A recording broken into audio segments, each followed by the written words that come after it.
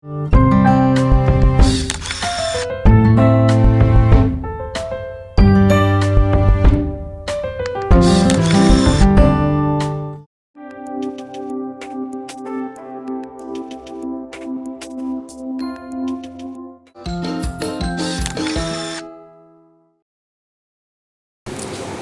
proses apartemen ini sedikit lebih rumit dan harus lebih detail.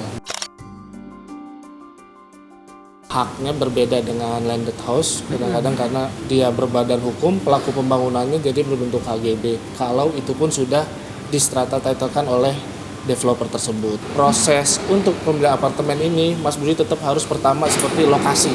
Kedua, kita lihat developer ini apakah qualified, apakah capable. Kebanyakan saat ini developer itu ada yang masuk daftar hitam, hanya menerima uang, mengumpulkan uang. Mas Budi tetap harus melakukan pengecekan surat. Setelah pengecekan surat, cek bersih apartemen tersebut, penandatanganan akta jual beli. Tapi developer sekarang pada saat ini kan biasa menjual itu belum ada bentuk. Iya tuh, wah tuh ketar-ketir banget. Betul. Jelas bentuknya baru dijual. Ya, karena baru tanah kosong doang, ditutup, dibenteng, ya kan. Diperjanjiankan dengan PPJB. Apa itu? PPJB itu pengikatan perjanjian jual beli. Jika bangunannya itu sudah jadi, Mas Budi harus mempertanyakan soal strata title-nya. Nah, apa itu? Strata title itu ialah surat yang dipecah dari developer. Kan awalnya ini induk, Mas Budi. Nah, Satu dipecah karena kalau strata title itu untuk bangunan vertikal ke atas. Jadi kalau rumah nggak pakai strata Nggak bisa, title? nggak. Kalau untuk bangunan ke atas kita memakai strata title. Minimal 5 lantai ya? Kalau di atas 5 lantai? di atas 5 lantai itu mungkin untuk izin surat layak fungsi. Oh, Iya. yang disikat beda. itu ya? Kalau strata title ini jadinya ini akan menjadi sertifikat satuan rumah susun. SHM SRS. Gitu. Ya dimiliki penghuni rumah susun. Iya, kalau bangunan itu apartemen tersebut udah jadi, Mas Budi. Kalau belum, Mas Budi menanyakan keabsahan soal induk suratnya, status tanahnya. Gitu. Kalau belum ada bangunan, kalau Mas Budi ingin beli baru, tapi kalau sudah ada, ya Mas Budi pertanyakan sudah strata title apa belum. Gitu. Oh gitu. Iya. Kalau untuk apartemen, untuk peralihan haknya tetap melalui PPAT, Mas Budi, melakukan penandatanganan akta jual beli, membayar pajak untuk pembeli BPHTB, untuk penjual PPH, divalidasi oleh kantor pajak, ke BPN kan lagi, Badan Pertanahan Nasional setempat, Kanwil. Hampir sama kayak rumah tadi ya? Sama, kurang lebih sama, tapi kalau apartemen Mas Budi harus lebih detail dan lebih cermat.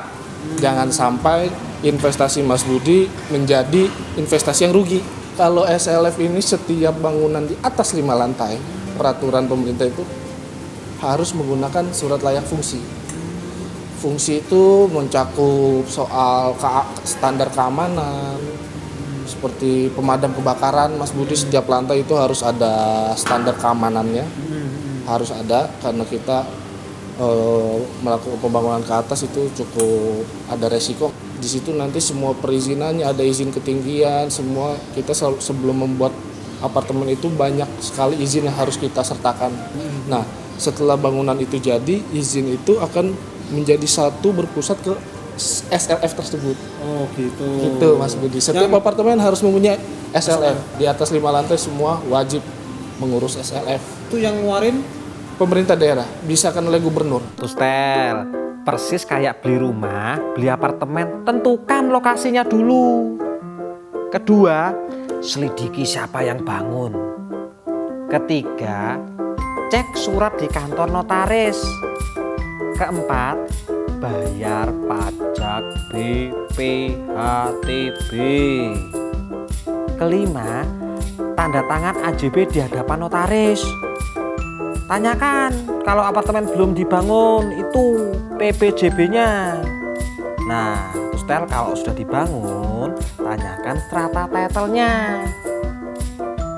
Yang keenam, bukti setor bayar pajak harus sudah divalidasi. Ketujuh, notaris melakukan proses balik nama di BPN.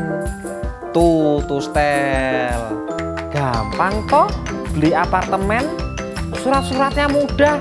Nah sekarang kamu tinggal pilih mau beli apartemen di mana?